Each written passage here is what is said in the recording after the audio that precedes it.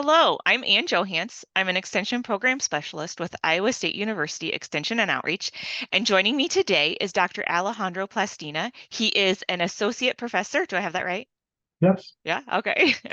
Associate Professor with our Iowa State University Economics Department and an Extension Economist. And so I'm thrilled to have you joining me to go through some of the tools, the decision tools, the resources that we have available for Iowa producers who are looking at making that decision or on their choices under the 2018 Farm Bill here for their 2023 crop. And so with that, I'm going to turn it over to Alejandro to share where producers might start when they're looking at that analysis. Great. Thank you very much. And yes, I want to share with you a decision tool that's on our Ag Decision Maker website. And I will share my screen. Looks great. All right. So in this website, the Ag Decision Maker website, under Hot Topics, we've got the 2023 Farm Bill decisions as the first link. We can go there, click, and see that there's a full web page with information about Farm Bill decisions, Farm Bill payments, and Farm Bill programs. The first one here is the one that we will be using today, the 2023-2024 RCO and PLC payment estimator for Iowa. But I want to point out that we have a video recorded by FSA on the ARC PLC election and enrollment for 2023. And also, as of recently, the SCO and ECO county yields for Iowa decision spreadsheet has been updated. So that's new information that's available that can be used and could supplement the information needed to make RCO and PLC decisions. So let's go and take a look at the spreadsheet. We just click on that link, that icon that downloads the spreadsheet to our computer. We click on the downloaded file at the bottom of the page, and we get to the spreadsheet, RCO and PLC payment estimator for Iowa 2023-2024. That should be the title that you see when you open it. Now there's this button called Enable Editing that we need to click in order to be able to use this tool, and it's just giving us permission to enter information. So the way the decision tool is structured is it has two tabs or pages where we can calculate expected payments on non-irrigated acres and on irrigated acres. Then there's a sensitivity analysis for non-irrigated acres to see how payments RCO payments in particular can change at different prices and different yield levels. And then there's detailed information on PLC and RCO programs by county that you can explore at your own leisure for further understanding of what's exactly going into these calculations. But for today, let's focus on a specific example to learn how to use this tool.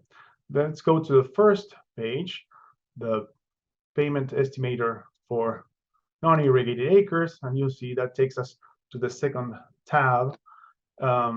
And in this tab, we have a number of boxes, 3 boxes in total for corn and 3 boxes in total for soybeans.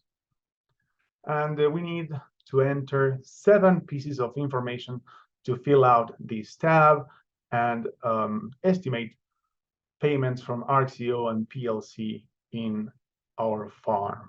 So as you all know, Farm Bill payments are calculated by county. So let's say we want to look at Monona. So we go to the first highlighted cell in yellow the box 1 and select from Monona from the drop-down menu. And that inputs or preloads, let's say, preloads all the data associated with Monona County. The other cells that are highlighted in yellow are the ones that we'll need to fill out in order to estimate payments. And the first one is the price for corn and soybeans, and the first row here for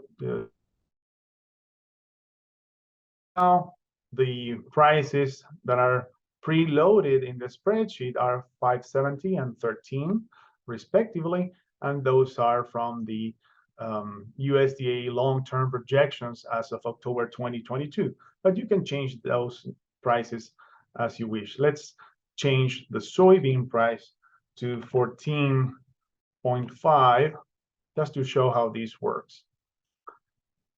All right. So based on these expected prices, the spreadsheet will calculate the expected revenue for Monona County. And in order to know whether we can expect a payment or not, we need to look at the yields. Again, RCO is based on revenue guarantees and actual revenues in the county. So the revenue guarantee right now is $753 for corn and $481 for soybeans. So in order for RCO to trigger a payment for corn, yields would have to go below 132 bushels per acre at a price of 570. And for soybeans, the threshold is 33.2 bushels per acre. So by looking at this yield, you know that it should be highly unlikely that a payment will occur, especially when we compare this trigger yield with the RMA trend adjusted yield, which is the yield used in the calculations for revenue guarantees. And you see that those yields are way above 200 bushels per acre for corn and way above 55 bushels per acre for soybeans. So if we project the 2023 yields for Monona County at, let's say, 100 and let's say 200 bushels per acre, then clearly there won't be any payment from the RCO program. And how about using a 60 bushels per acre yield in soybeans? Well, again, no payment. Any yield above 33.2 for soybeans and any yield above 132.1 for corn will not generate any payment from RCO. The other box, the last box of this decision tool, is related to the price loss coverage. And this program, as you know, depends only on the price, the market price. So the reference price, the effective reference price for corn is $370, and the effective reference price for soybeans is $840. Prices above those reference prices will not generate any PLC payment. And currently, we were projecting 570 for corn and 1450 for soybeans, so we know PLC will not trigger any payments at those price points. In this case, the farm-specific PLC yield is not relevant because there's no payment expected due to prices. But let's say that for some reason, over the next few weeks, we learned that the projected price for 2023 goes down to $360 for corn And now there's a potential ARC-CO payment of $26.49, even at this high level yield. And there's also a potential PLC payment because the price dropped below 370 for corn, and the amount of the PLC payment is calculated using the farm-specific yields of 170 bushels per acre. So that's how this decision tool works. We are not really expecting 360 price for corn. So let's go back to 570. And right now for Monona County, under these assumptions, there are no payments expected for corn or soybeans. Where we get our price projections from are listed, those sources are listed at the bottom right of the first tab. And I want to show you one more thing before the end of this video, and that is our sensitivity analysis on the second page. So in this tab, you can look at the potential ARC-CO payments for Monona County at different price points for corn and soybeans, looking at the history of yields over the last 10, 20, and 30 years. And given that there has been so much improvement in yields for both corn and soybeans, I would pay more attention to the yields over the last 10 years than over the last 30 years. But what this is telling us is that even at the 570 average price for corn, there's a 10% probability based on the history of yields over the last 10 years that ARC-CO payments could be triggered in 2023. And at a price of $14.50, there's no, if we go to the left of this box, you see the probabilities go up because the trigger yields also go up. So at a price of $4.56 for corn, then there's a 20% probability that ARC-CO will trigger payments, and at that see payments because that's above a 370 threshold. And for soybeans, when prices go down, the same thing happens. In this case, at a price of $11.60 per bushel, there's a 10% chance of receiving a payment, of getting a payment in Monona County because the trigger yield goes up. So at $11.60 again, there's no PLC payment because that's above the trigger yield, trigger price for the effective reference price for soybeans of $8.40. So with that, you should be able to work through your own case, analyze expected payments for your own farm or farms, and if anything, the same logic applies to the payment per county on irrigated farmland. The only difference between this tab and the first tab I showed is that the list of counties with irrigated practices is much shorter. But that's the only difference.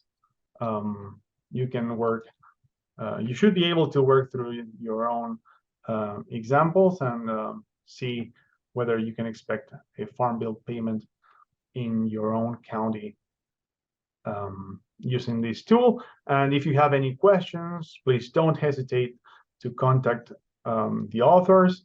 The README tab, there's the contact information for us, and we'll be glad to address any questions you might have. So, and with that, I will stop sharing, and I know you have some questions. Yeah, so where do you think the most questions might come from for producers? I know they've had this farm bill for several years now. Do you think that really it's between those programs, or it's those producers who might be looking at some of the other alternatives as far as their crop insurance and how it fits into the whole risk management portfolio, right, for their operations? Yeah, so as you said, farmers have had to make this decision for a number of years now. And if anything, the question is whether they want to evaluate the possibility of using SCO or ECO, particularly SCO, the supplemental coverage option, which is not available under ARC-CO. If you choose ARC-CO as your farm bill program, then for those acres where you chose ARC-CO, then the supplemental coverage option is not available. And it's a combination of that decision, whether they care about SCO and the probability of receiving a payment. Because right now, with the current prices, PLC payments are very unlikely in 2023. So even though the probability is low, there's still some probability of receiving payments from ARC-CO in some counties in Iowa. So with that, I want to thank you for taking the time to join me today to share the tools. We've, over the life of this farm bill, we spent lots and lots of time developing these tools specifically for our Iowa producers. The update process was much simpler for us as well this year, but know that we're updating these as new price projections are put out. The NAS yields are really just in there for a reference point, but as we get new data there, you and Kelvin and I work to update those tools for producers to use as a reference point. And so we know that every situation is unique, that there are still going to be folks out there who are maybe making this decision for the first time, or maybe it's the eighth. It's a wide range across the state. And so these tools are available for folks to be able to make those decisions. But then our farm management specialists around the state are also available for those one-on-one or kind of unique questions that they might have before they talk with that FSA office where their farms are. And so this video and more are on that Ag Decision Maker Farm Bill page. And so you can find all those links there. But for today, we're going to close out our video. And thank you, Alejandro, again for joining me. Thank you very much, Anne. Have a good day.